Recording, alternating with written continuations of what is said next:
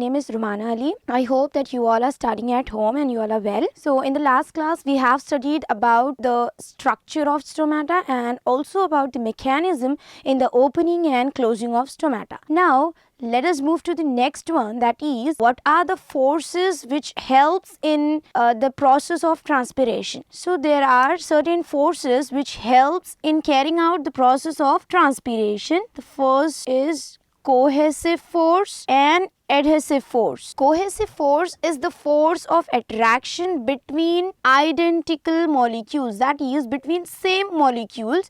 Here we can take an example of two water molecules, that is the force which is present, force of attraction which is present in between these two water molecules can be termed as cohesive force. The next one is adhesive force. Adhesive force is also the force of attraction, but it is the force of attraction between two different molecules. And for this type of force, we can take an example of water and lignin. The force of attraction present between the water and lignin can be termed as adhesive force. Now, how these forces helps in the process of transpiration, let's see. So the cohesive force, as I said you, that it is a force of attraction between the same molecule. An example we have taken, that water and water molecule. When we observe the water column, we can see the xylem vessels, and these xylem vessels are made up of a material which is called as lignin. So these are the lignified xylem vessels, and here we can see the water molecules are present. Now when this water molecule has to go in the xylem vessels, so when the water molecule moves to the lignin of the xylem vessels, then it is due to the force which is present in between the water molecule and the lignin material of the xylem vessels. So this force is nothing but adhesive force. As it is a force between water molecule and the lignin of the xylem vessels, it is an adhesive force, and due to this adhesive force, the water molecule can transport it to the lignified xylem vessels. Another water molecule which is present in the water, which is present in this column, is going to move along with this water molecule. So the force between these two water molecules is cohesive force. So due to the cohesive force, the continuous movement of the water into the lignified xylem vessels can take place. The next force which helps in transpiration, or which helps in creating a pull for upward movement of the water, is capillary force. Suppose we are having two straws. The first one is thick straw and the second one is thin. In case of thick straw, the liquid which is rising up is raised up to a certain level. But in the case of thin straw, the liquid is going to rise up to a higher level. So by this we came to know that the thin tube helps in transporting the water to the topmost level of the tree or to the higher level. These thin tubes are present in the xylem tissues, and these thin tubes may be xylem tracheids or it may be xylem vessels. So xylem tracheids and xylem vessels helps in pulling upward movement of water. So this is about the forces which helps in carrying out the transpiration in the plant body. As we have studied about the root pressure, in the root pressure the pushing of the water takes place from the soil by creating a root pressure in the root column. But here in the process of transpiration, the pulling of the water is going to take place by some forces like cohesive force, adhesive force and capillary force. Now let us see how these forces are going to help in creating transpiration pull or in carrying out the process of transpiration.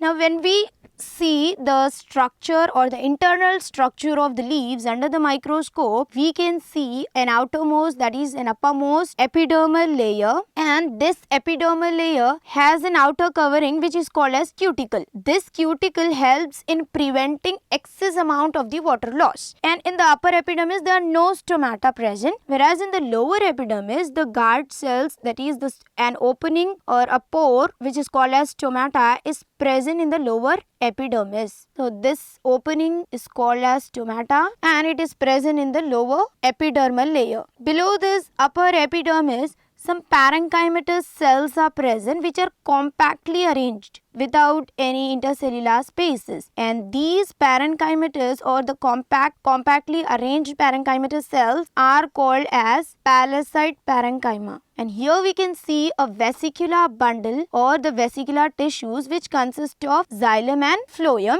And below these palaceid parenchyma, some more parenchymatous cells are present which are round in shape and which shows some intercellular spaces or which are loosely arranged. These loosely arranged parenchymatous cells are called as spongy parenchyma. And we can see some spaces or some air spaces present near the stomata. So this is about the internal structure of leaf, which shows the upper epidermis layer, and in the upper epidermis there are no stomata present, whereas in the lower epidermis we can observe or we can see the stomatal structures which are present, which helps in carrying out the transpiration. The stomata are present usually in lower epidermis in order to control the rate of transpiration. The palaceid parenchyma, that are the compactly arranged parenchymatous cells, are present, and the loosely arranged parenchymatous cells are termed as spongy parenchyma, and we can see a vesicular bundle present in between which consists of xylem and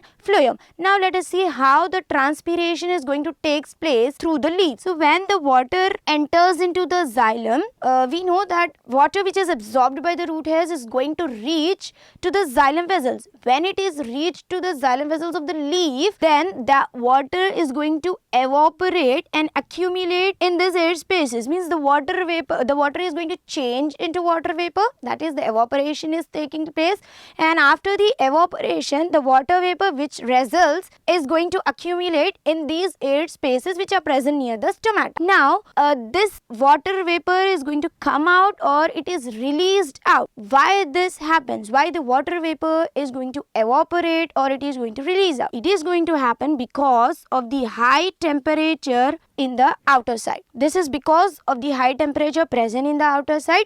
The water vapor which is present in the air spaces near the stomata is going to come out through stomatal structures or through stomatal aperture, and also due to the less humidity present in the atmosphere, this water vapor is going to come out. As soon as the water vapor is from these spaces is coming out, the water again will reach to the xylem vessels.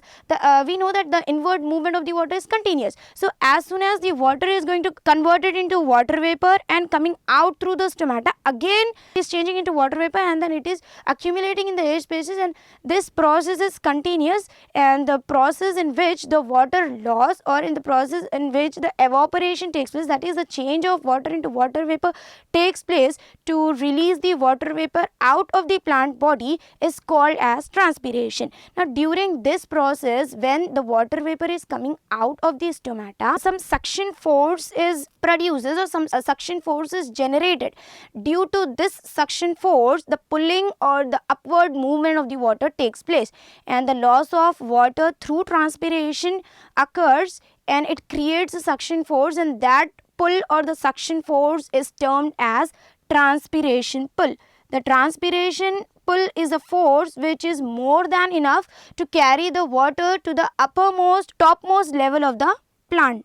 So this is about how the transpiration pull is created in order to carry out the transpiration process. For better understanding about the transpiration pull, we can take an example of straw again. When we pour a straw in a water bottle and suck at the top of this straw, then a suction force is created in between the straw to remove the air which is present in the straw. As soon as the air is going to remove from the straw, the water is flowing continuously in the upward direction. So in the similar way, the suction force which is created by the xylem vessels is pulling the water, changing the water into water vapor, and that water vapor accumulates these spaces, and from these spaces it reaches to the stomata, and from the stomata it is coming out or it is releases out as a water vapor in the atmosphere.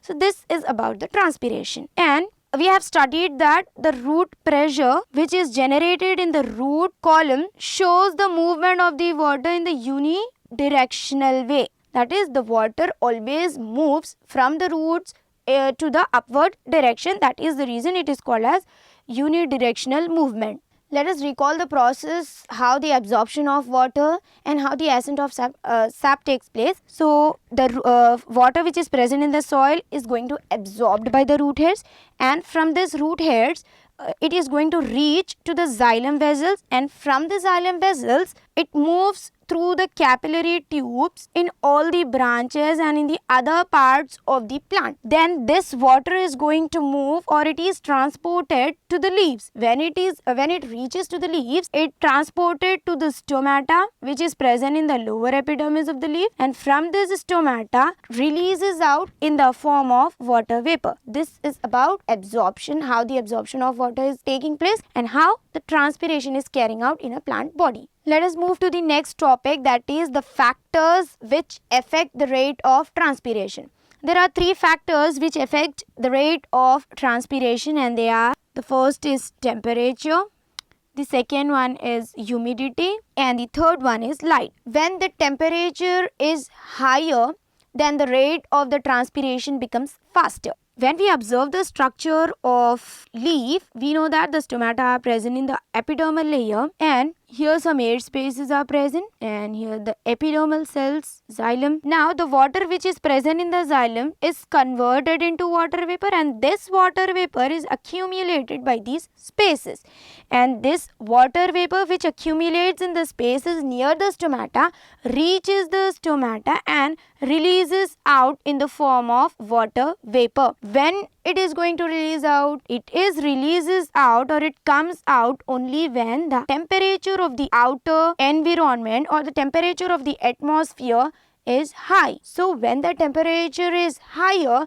the rate of transpiration becomes faster, or it is also getting increased. But when the temperature is very high, in the atmosphere, then the closure of stomata takes place, because if the stomata would not close, then the cell may suffer from dehydration. So to prevent that dehydration during the very high temperature in the atmosphere, the closure of stomata takes place by the release of a substance called abscisic acid. This abscisic acid releases and it helps in the closing of the stomata. So by closing the stomata, the transpiration is stopped. So when the temperature is very high in the atmosphere, the stomata closes and the transpiration stops due to the releases of an acid called abscisic acid. So this abscisic acid helps in preventing the dehydration of the leaves. The next is humidity. Humidity is the water content present in the atmosphere. When this humidity is less, means when the atmosphere is dry in condition, then the transpiration is more. Whereas when the humidity is more, the transpiration is less. The rate of the transpiration gets decreases. So the humidity is inversely proportional to the rate of transpiration. That means when the humidity is more, the rate of the transpiration becomes less. When the humidity is less, the rate of the transpiration becomes faster. The last factor that affects the rate of transpiration is light. There are two types of stomata present. They are scotoactive stomata and photoactive stomata. Scotoactive stomata are the stomata which opens during the night and which closes during the daytime, whereas the photoactive stomata are the ones closes during the night and which opens during the day. So by this we can say that the light has effect on the rate of transpiration. If the intensity of the light is increased, we know that the photosynthesis is a process which occurs in the presence of sunlight. So if the intensity of the light is increased, then the photosynthetic activity is also getting increased, and during photosynthesis the glucose or a carbohydrate is synthesized, and this glucose is transferred to the leaves. The glucose which is synthesized during the photosynthesis reaches to the guard cells of these stomata, and when the glucose is accumulated by these stomata, by these guard cells, it increases the concentration of the guard cells. When the concentration of the guard cells increases, the water which is present in the subsidiary cells is going to move into the guard cells, because the water content is always moves from hypotonic to hypertonic. The guard cells, when accumulates the carbohydrate or the glucose, it becomes hypertonic, that is, it is more concentrated, and the solution which is and the water which is present in the subsidiary cell is hypotonic, that is, it is less concentrated. So the water from the hypotonic solution moves to the guard cell, and in this way the water is coming, or the water is absorbed by the guard cells from the subsidiary cells. If the intensity of the light is too high, as in the case of temperature, we have seen that if the temperature is very high, then the abscisic acid is released and the closure of stomata takes place. Likewise, if the intensity of the light is too high, then the transpiration stops by the release of abscisic acid. So these are the factors that affects the rate of transpiration. Now we are going to learn about transport of mineral. We know that the water is absorbed by the root hairs, and along with the water, the minerals which are present in the soil is also getting absorbed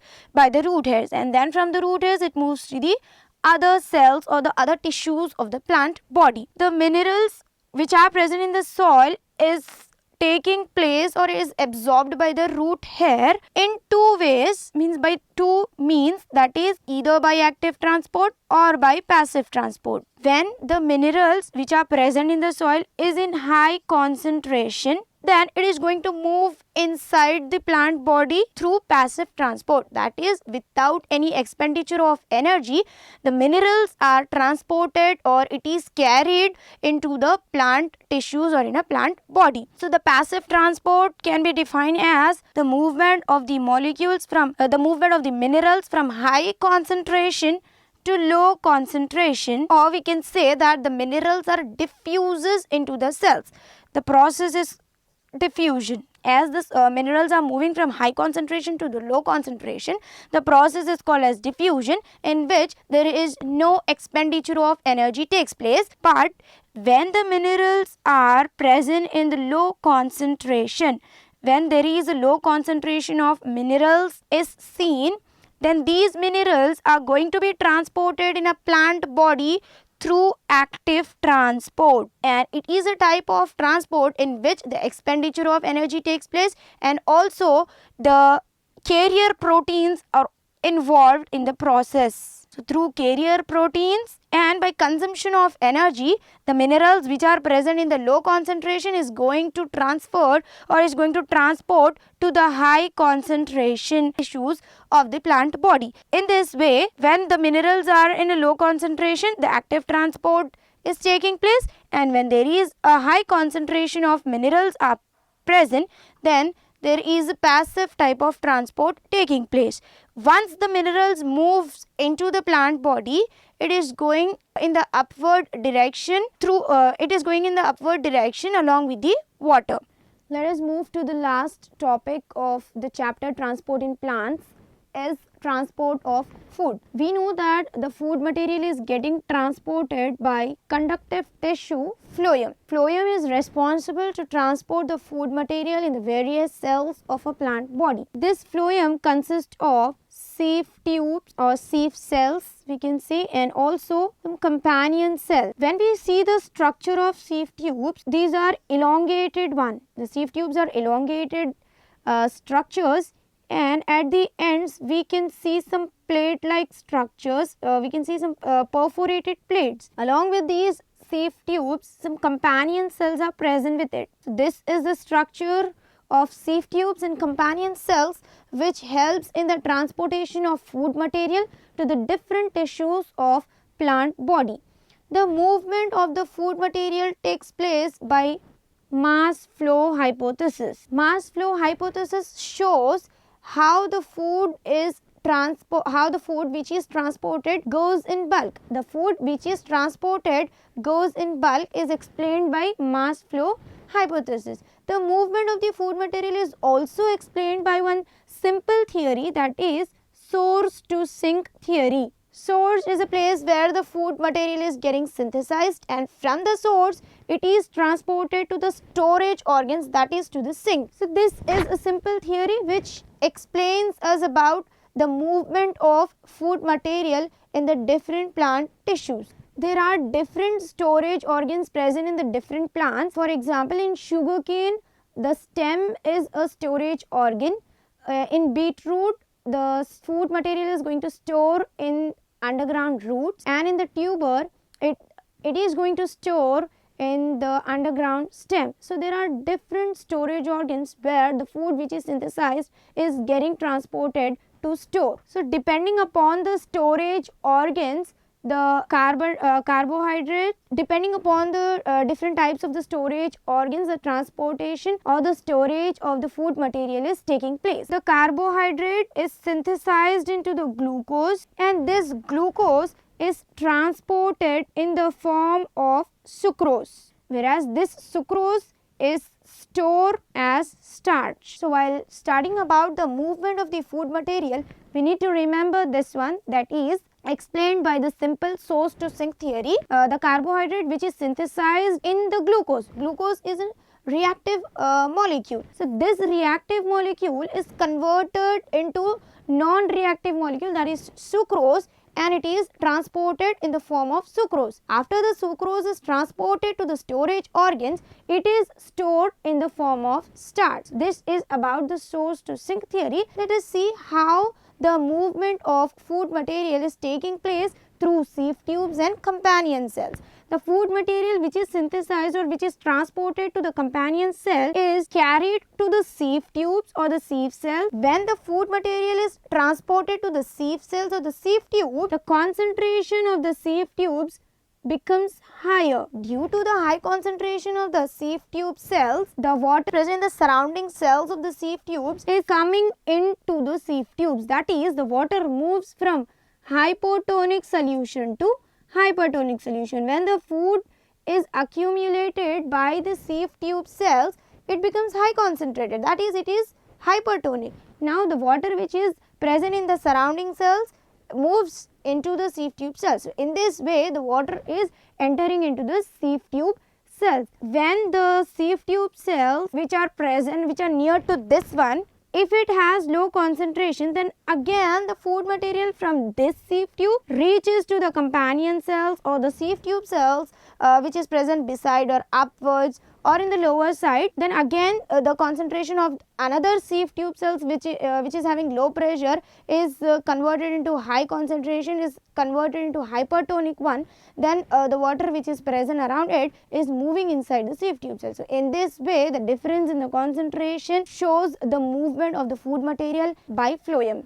The food material which is transported to the sieve tube cell is again carried to the other storage organs of the plant body. There the food is going to store in the form of starch. So this is the process in which the movement of the food material carried out in a plant body. And as I said you that the food material can move to the upper side, to the sieve tubes which are present in the upper side, and also to the sieve tubes which are present in the sideways or in the lower sieve tube cells. So the movement of the food material, as it is going to take place in any direction, it is called as multidirectional, whereas the water moves from the roots towards the upper side or towards the and it shows the upward movement. So it is called as unidirectional. The water shows the unidirectional movement and the food material shows the multidirectional movement. Xylem is responsible for the conduction of water and the phloem tissues are responsible for the conduction of food material. Now let us recall all the terms and the topics which we have already discussed in the chapter Transport in Plants. So the first is transport of water. How the transportation of water takes place in a plant body. It is divided into two types, that is short distance transport and long distance transport. If the water has to move to a shorter distance in a plant body, then it is through some processes like diffusion and cytoplasmic movements. When it has to move to the longer distance in a plant body, then the conductive tissues, that are xylem and phloem, are responsible for carrying out the transportation to the highest level or to the long distance in a plant body, and this the process by which the conductive tissue xylem is carrying the water is called as translocation. Next is means. There are two means by which the transport of water takes place. The first is passive transport and the second is active transport.